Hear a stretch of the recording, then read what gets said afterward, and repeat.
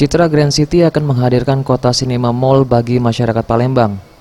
Hal ini disampaikan Direktur dan Owner CGC, Chandra Huisanto dan Meli Siliani Chandra, bersama Desi Chandra selaku Komisaris CGC, Dani Chandra Direktur CGC, Yonka selaku CEO Kota Sinema Mall, dan Sudiadi CEO Kota Sinema Mall. Dalam press conference yang diadakan di Family Club Somerset East Citra Grand City, Direktur Citra Grand City mengatakan, Citra Grand City terus berinovasi untuk membangun kawasan hunian yang lebih baik. Salah satunya bekerja sama dengan Kota Sinema Mall untuk membangun mall dengan banyak fasilitas di dalamnya. Lebih nyaman, lebih aman, lebih sehat, lebih aman, lebih berinovasi.